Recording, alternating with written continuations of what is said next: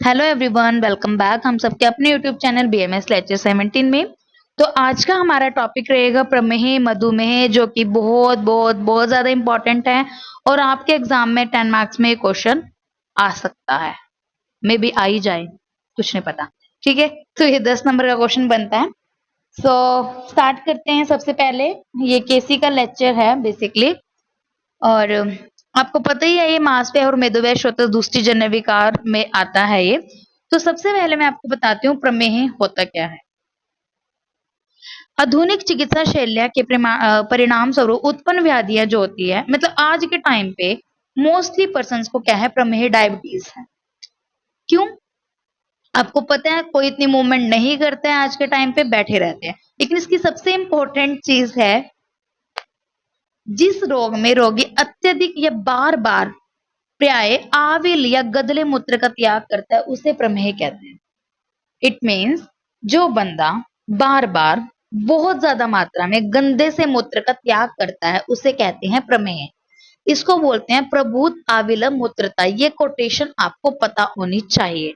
प्रभूत का मतलब होता है बहुत ज्यादा मात्रा में, आविल का मतलब होता है गंदा, मूत्रता मतलब मूत्र।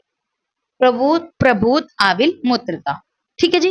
और आपको मैं बता दूं इसके 20 टाइप बताए हुए हैं, और इसको मॉडर्न में आपको पता है डायबिटीज मेलाइटस बोलते हैं। और हाँ, इन्होंने एक और बात लिखी है यहाँ पे, आप देखोगे जो हाईलाइटेड भी है। भागवत ने 20 प्रकार के प्रमोह के प्रसंग को मूत्र रोगों में गणना करते हुए इसे मूत्र अति प्रवृत्ति मूत्र रोग कहा गया है। ठीक है, जब वो मूत्र रोग के बारे में भागवत बता रहे थे ना, तो उन्होंने बताया उसके अंदर ये डायबिटीज बताया उन्होंने, मूत्र अति प्रवृत्ति जन्य रोग बताया इसको। ठीक है, क्योंकि इसमें ज्यादा मूत्र आता है, दैट्स इट। उसके बाद नेक्स्ट चलते हैं, आपको बता दें हम।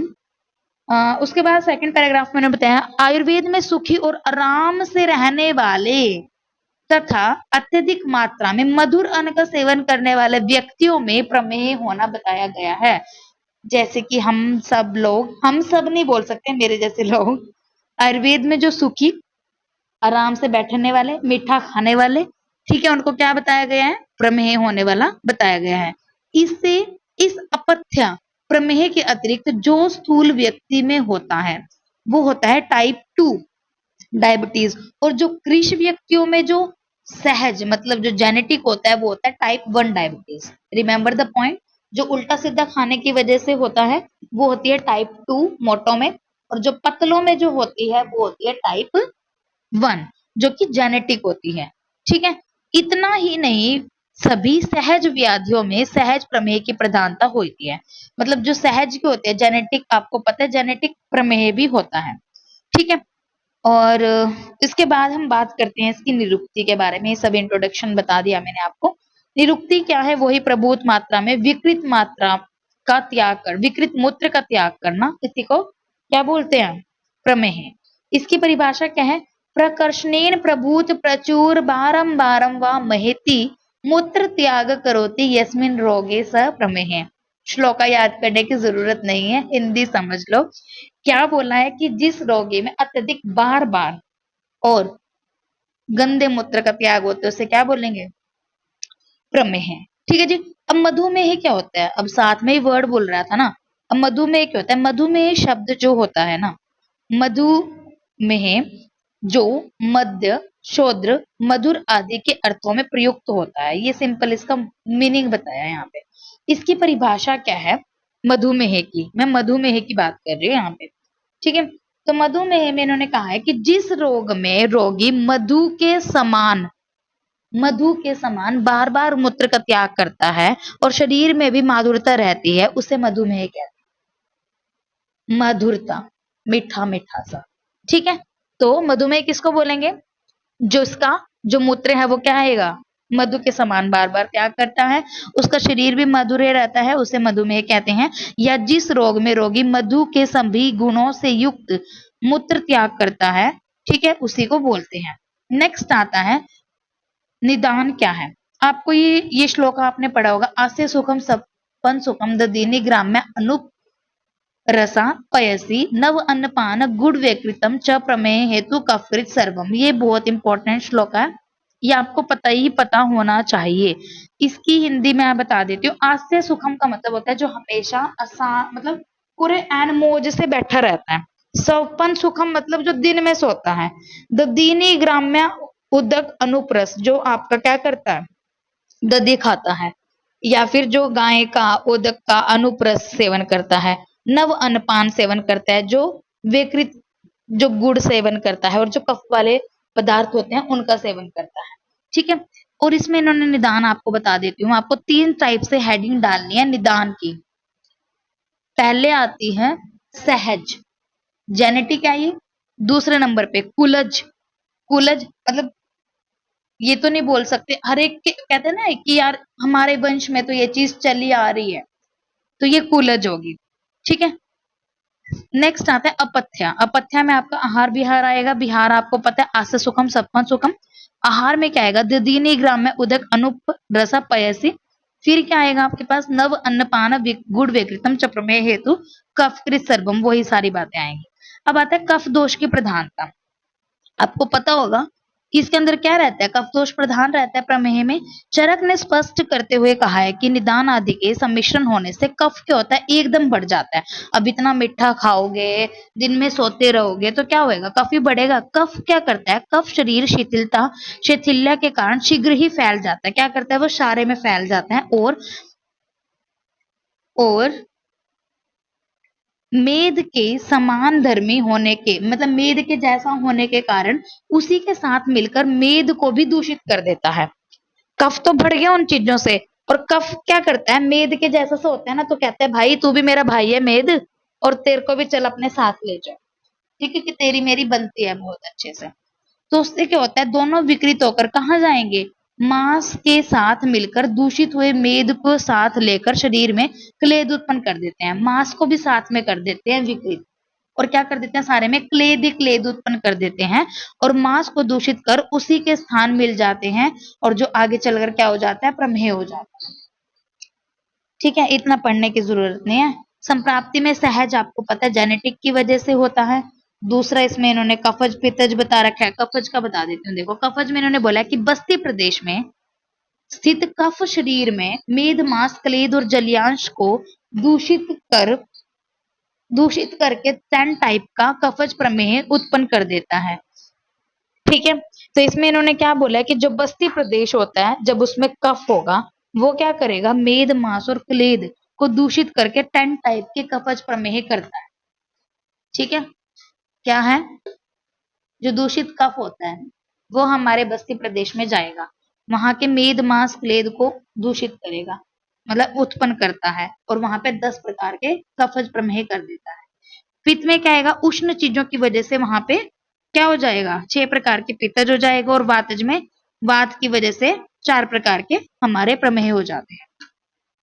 ठीक है, अब इन्होंने इतने बड़ा सा ये संप्राप्ति बना रखी है फालतू में, इतने करने की जरूरत तो नहीं है, छोड़ो परा। अब आते हैं संप्राप्ति घटक। दोष क्या आएगा इसके अंदर, त्रिदोष जाता है, वात पित्त कफ, और विशेषकर हमारा कफ दोष आता है। ठीक है, तो इसमें क्या होता है, बेसिकली दोष जो होता है वो त्रिदोष आता है, वात पित्त कफ, और विशेष रूप से कफ आता है।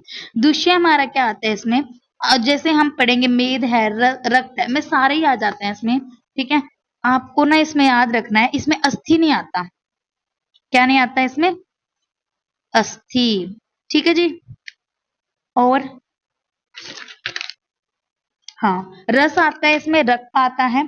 ठीक है, मांस भी आता है, मेद भी आता है, मज्जा आता है, अस्थि नहीं आता, शुक्र आता है, और वसा, लसिका और ओज। ठीक है, ये अलग से आता है। ओवल, ओवल याद रखना है आपको, OVL, ये अलग से है, ओज वसा लसिका। ठीक है जी, बन गया आपके 10, मेद और ओज मेन है।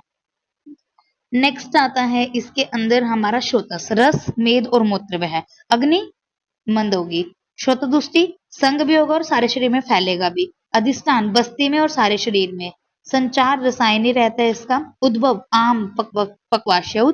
व्याधि इसकी चिरकारी रहती है, बहुत लंबे समय तक रहता है। रोग मार्ग जिसका मध्यम रहता है। साध्य साध्यता याप्य और असाध्य, भेद इसके कितने हैं, 20 है। ठीक है जी, अब आते हैं इसकी संप्राप्ति, फिर से आ गई है।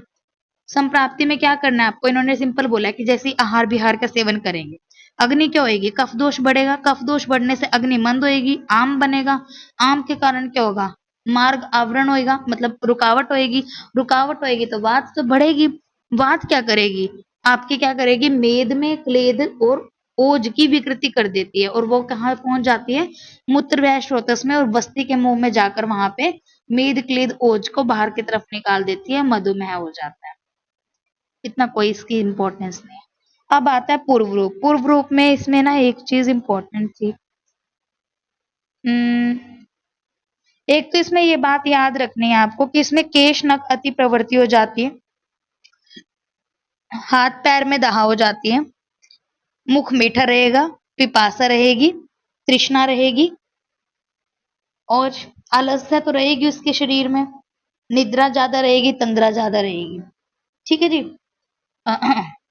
आचार्य चरक ने मूत्र पर चींटियों के आने को, ये इंपॉर्टेंट है, जब आपके मूत्र पे, आपके नहीं मतलब जिसके भी मूत्र पे चींटियां अगर आने लग जाएं तो उससे आप लगा सकते हो कि ये पूर्व रूप है प्रमेह का। ठीक है। अब आते हैं इसके सामान्य लक्षण। सामान्य लक्षण में इसका क्या आएगा, बेसिकली इसमें वही है कि प्रभुत मात्रा में आविल मूत्र का त्याग हो। ठीक है।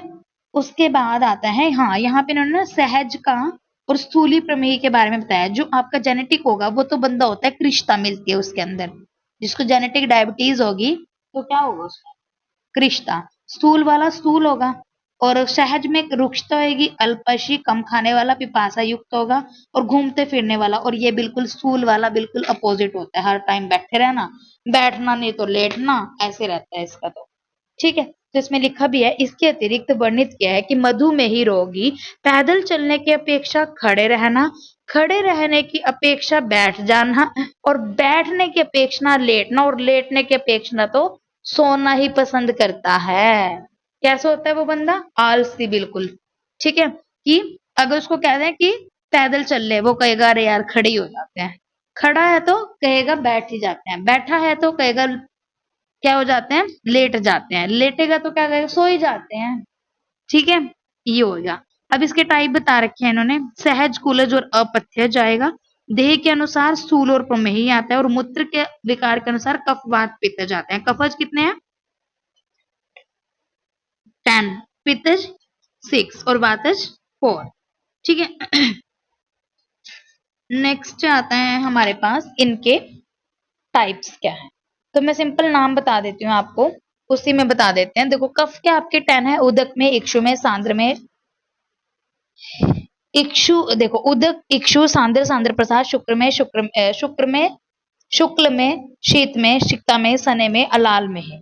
ठीक है। ये 10 आ जाते हैं। स वाले सीधे याद कर लो, उदक है, इक्षु है, फिर इसमें सांद्र है, फिर सांद्र प्रसाद है, शुक्ल है, शुक्र है, शीत है, सने है, सिक्ता है, और अलाल में आता है। अब पित्तज में क्या आएगा, क्षार में, काल में, नील में, लोहित में, मंजिष्ठ और हरिद्र में है। वात में क्या आएगा, वसा, मज्जा, हस्ती या ओज आप बोल सकते हो, मधुमेह आ जाएगा। ठीक है जी। चलो नेक्स्ट बात करते हैं। तो सिंपल सी बात बता देती हूँ मैं आपको, इनके लक्षण में कुछ नहीं है। उदक में पानी के जैसा आएगा, इक्षु में गन्ने के रस का, सांद्र में थोड़ा आपका गाढ़ा होगा, और इसमें तो पता नहीं क्या ऐसे ही है। क्षार वाला क्षारीय को होगा, नील वाला नीले कलर का, काल वाला ब्लैक कलर का, हरिद्र हरिद्रा, मंजिष्ठा इतनी इंपॉर्टेंस नहीं है इनकी, मतलब थोड़े थोड़ा आप एक्सप्लेन कर दो, इनके नाम से ही पता चल जाता है। बसा का बसा के जैसा होता है, और जो मज्जा होता है वो मज्जा मिश्रित होता है, हस्ती मतलब निरंतर ये मूत्र त्याग करता ही रहता है। ठीक है। पोलीयूरिया आप बोल सकते हो। शुद्र में जिसमें मधुर कषाय रुक्ष होता है। ठीक है। अब इसके इन्होंने बता रखे हैं कॉम्प्लिकेशन, कफज के क्या कॉम्प्लिकेशन आएंगे, अविपाक, अरुचि, छर्दी, निद्रा, कांस, इसी के कफ से रिलेटेड। पित्तज में क्या आएगा, तोद, टेरिंग, पेन, इसमें रहेगा ज्वर, दाह, पिपासा, ये सब आएगा। वातज में कंप है, हृद ग्रह आएगा। ठीक है। शूल आएगा, निद्रानाश, शोष का आश्वास। अब आते हैं प्रमेय पीड़िका। आपको आई थिंक पता हो तो कितनी होती है, चरक ने कितनी बताई है, 7 बताई हैं। बताओ कौन से होते हैं, श्राविका, कच्छपी की जाननी, शर्षप, अलजी, विंता, विदर्दी, शक जल से आई वहां, आप इस ट्रिक से कर सकते हो। ठीक है। शक जल से आई वहां, श्राविका, शक जल से आई वहां। क्या होता है? श्राविका, कच्छपी की जननी, शर्षप, अलजी, विंत और विदल। ठीक है जी। नेक्स्ट बात करते हैं हम इसके कॉम्प्लिकेशंस की। तो इसमें अंदर आपको ज्यादा प्यास लगेगी, उसको श्वास होगा, त्रिट, श्वास मोह, हिक्का, मद, ज्वर और मर्मकाय में बाधा हो जाती है। ठीक है। अब साध्य साध्यता बताएं तो कफज वाला क्या है? साध्य है। पित्तज वाला थोड़ा कृत साध्य है और वातज क्या है? असाध्य है। ठीक है। और नेक्स्ट इसमें बता रखा है बस और तो हाँ, एक पॉइंट इन्होंने बताई है कि जो 10 कफज प्रमेह होते हैं उनके दोष दुष्य की समान चिकित्सा होने की वजह से वो समक्रियावत साध्य होते हैं, कि समान चिकित्सा हो जाती है, इस वजह से साध्य है। जो पित्तज वाले हैं ना उसमें विषम होती है। देखो, कफ में सम आएगी इस वजह से साध्य होता है वो, मतलब इजीली चिकित्सा आप कर सकते हो क्योंकि इसका दोष भी सेम मिलते हैं ना व्याधि के जैसे। ठीक है, तो इसके ट्रीट हो जाता है। और पित्त में क्या आएगा? विषमता आएगी, विषम क्रिया आएगी। और वातज में आपका क्या आएगा? महात्यात, असाध्य होता है ये। और इसमें कुछ याद करने की जरूरत नहीं है। अब आ जाओ इसका ट्रीटमेंट पे। स्थूली प्रमेही बलवानी कृष्णदेव परिदुर्भ्रश संबृंगन तत्र कृष्ण कार्यम सुशोधम दोष बलाधिक। अब आप कहोगे ये क्या बोल दिया? ये इसका क्या है? चिकित्सा सूत्र है। इन्होंने क्या बोला यहाँ पे कि जो स्थूल बंदे हैं और जिनमें बल ज्यादा है, एक इसमें ना दो टाइप के बताए, एक स्थूल एक कृश। जो स्थूल है उसमें करा दो संशोधन, और जो कृश है उसमें क्या कराना है? भृंगन चिकित्सा कराना है। स्थूल प्रमेही कृष्ण स्थूल प्रमेही बलवाहने कृष्ण तदेव परिदुर्भुष्ट। सम भृंगन तत्र कृशस्य, भृंगन किसमें करना है? कृष्णता में। और संशोधन किसमें करना है? जिसमें दोष ज्यादा। तो सबसे पहले आपको लिखना है निदान परिवर्जन। दूसरे नंबर पे जो मैंने आपको बताई है वो बात करनी है। ठीक है जी। नेक्स्ट आता है आपके पास संशमन क्रम। निदान परिवर्जन, निदान परिवर्जन तो आपको करना ही पड़ेगा। और वेरी इंपॉर्टेंट, इसके अंदर आपको व्यायाम, बैठा रहता है ना तो उसको एक्सरसाइज कराओ, उसको अधुवर्तन कराओ, स्नान, अवसेक, उसका बहिर्परिमार्जन कराना, और उसको रुक्ष अनपान, यव उसको सबसे बेस्ट रहेगा। क्या यह रहेगा? अच्छा, यव देना है। त्रिफला और यव सत्तू दो उसको। तिक्त रस वाले शाक देने हैं उसको। ठीक है। नेक्स्ट इसमें प्रमेह नाशक कुछ योग बता रखे हैं, जैसे दारू, हरिद्रा, देव दारू है, हरड़, विवेद के अमल के, मतलब त्रिफला का क्वाथ बनाकर आप दे सकते हो। ठीक है। और जो आंवला रसवरस होता है ना उसमें हल्दी, सुना होगा आपने ये बहुत, जो आंवले का स्वरस होता है उसमें हल्दी और मधु मिलाकर पीने से डायबिटीज ठीक हो जाती है। लिखा भी हुआ है बुक्स में, तो ऑब्वियसली इसका यूज होता ही होगा। देखो, ये तो इतना कोई पूछता नहीं है कि कफज के में अलग अलग क्या है और अकॉर्डिंग टू इनके टाइप कौन कौन सा हमें कषाय देना है, तो इतना याद करने की आपको जरूरत नहीं है इसमें। ठीक है।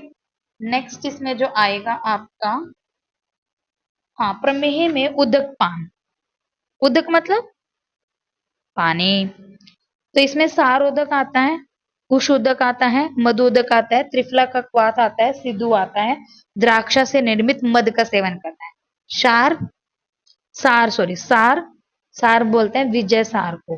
ठीक है। सार कुश का, सूरा करनी है, सूरा मतलब सिद्धू, मधुदक और त्रिफला क्वाथ। अब आता है वेरी इंपॉर्टेंट, निर्धन प्रमेही की चिकित्सा। जिसपे पैसे ना हो उसका क्या ट्रीटमेंट करोगे? उसका ट्रीटमेंट है, आचार्य सुश्रुत जी ने ये बताई है कि धनहीन प्रमेही की क्या चिकित्सा करनी चाहिए। उसको कहना है कि पादयत्र और छत्र बिना भिक्षावृत्ति करना, मतलब पैरों में बिना चप्पल डाले, बिना छतरी लिए उसको भिक्षा मांगने जाना है। उसको 100 योजन की यात्रा करनी चाहिए। और उसको क्या सेवन करना है? जो अमल की है, कपित है और अश्मंतक फलों का सेवन करना है, गौमूत्र का सेवन करना है। और गाय वाले घर में मतलब ऐसे रहना है, वेद का पाठ करना है, हल चलाना है, कूप खोदना है, कुएं खोदने हैं जिससे उसका जोर लगे। और जो वृद्ध व्यक्ति की सदा रक्षा करनी चाहिए। ठीक है जी।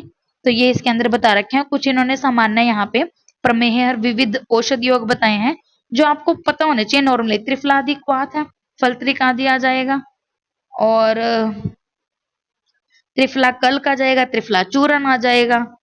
ठीक है। लोध्रा सब आ जाएगा, द्राक्षारिष्ट आ जाएगा। ठीक है। ये तो हो गया, बहुत हो गया ये तो। रसायन में आएगा आपके पास shilajatu. Shilajatu is important in death. ठीक है। और पथ्य पथ्य में क्या लोगे आप? यव यव सबसे बेस्ट है। तिक्त शाक लेना है, जांगल मास रस देना है, उसको ज्यादा चक्रमण कराना है, रुक्ष उद्वर्तन व्यायाम कराना है। ठीक है, तो यहाँ पे ये हमारा सारा कंप्लीट हो गया। और अपथ्य क्या है? दिन में नहीं सोना, नया अन्न नहीं खाना, दही नहीं खानी, मतलब जो निदान्त हैं वो सब चीजों का सेवन आपको नहीं करना है। ठीक है, तो यहाँ पे ये टॉपिक कंप्लीट हो गया। अगर आपको इसमें कोई भी डाउट हो तो आप मुझे कमेंट कर देना, और आपको ये वीडियो कैसी लगी मुझे कमेंट सेक्शन में जरूर बताना। और जिसने मेरे चैनल को अब तक सब्सक्राइब नहीं किया तो please and please subscribe my channel, like share comment on my video, and thank you so much for watching my video.